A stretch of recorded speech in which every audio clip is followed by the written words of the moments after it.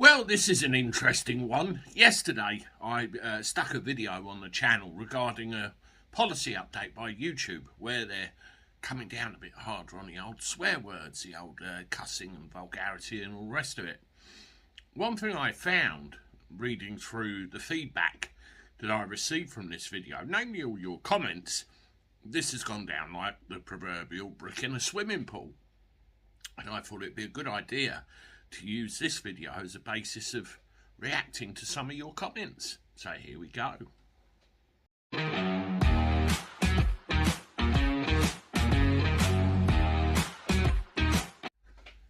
Hello everybody, welcome back to the channel. Hope you're doing all right. I'm not too bad, not too bad. Listen, I said a couple of weeks ago I want to do a video once a week, once every couple of weeks, where I pick a subject that I've covered and answer some of your reactions. So some of you that feel that you're maybe a little bit excluded, feel part of it, and I actually address some of your concerns. So here we go. Yeah, I did this video yesterday about a policy update coming in from YouTube where they're getting a bit harsher with regard to people swearing, namely the content creators and quite possibly the subscribers of the channel as well. And I said to you, I didn't go down too well. I can't say I blame you, to be honest. I mean, straight away I will tell you, things like this really pee me off. It's to me, it's just a method of stunting freedom of expression. I could call it freedom of speech, but I'll call it freedom of expression. For example, there are many rap artists online who use various words in their dialect, beginning with F and ending with uck, which shouldn't really be used as regularly as they are. And straight away, I can see all of those getting cleared out, and there are many others. But let's have a look, shall we? Morning Glory says, good morning from across the pond. Good morning. Well, good evening while I'm filming this, but good morning while you're listening to it. Don't do it, Andy. Don't be like so many other YouTubers telling people how to be or think or feel or talk or to fall in PC line. I assume you mean politically correct.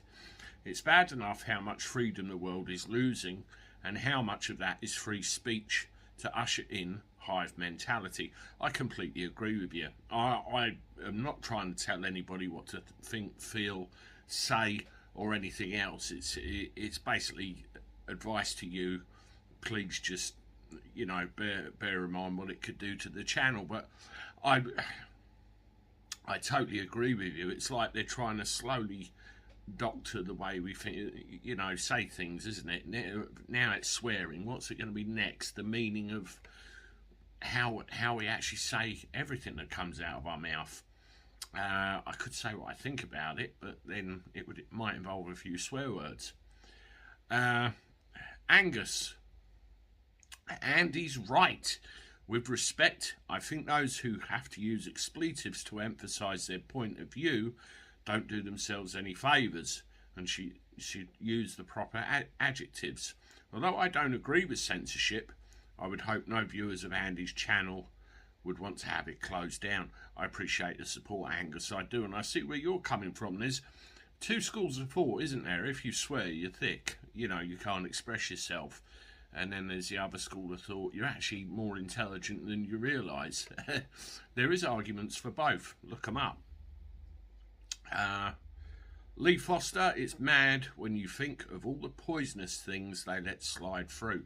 Totally correct. There's so much material on here which shouldn't be on here, to be blunt, and they let that through the cracks. So why do they do that, I wonder? What's the problem? What's really going on? Alan, people who swear a lot in their videos will be in trouble. I've rephrased that because I didn't want to name the person he was referring to. I think that this clean-up is long overdue. If I don't clamp down on this sooner or later, they'll be forced to. We can only wait and see how it all works out. Absolutely, Alan. Absolutely. You know, the proof will be in the pudding. Paul B says, YouTube really has got its priorities so wrong. that goes to the earlier comment, doesn't it, Paul, with regard to so many things that are being let slid through that shouldn't necessarily be so. Reg D, that should have been one of their rules right from the get-go when they first started YouTube.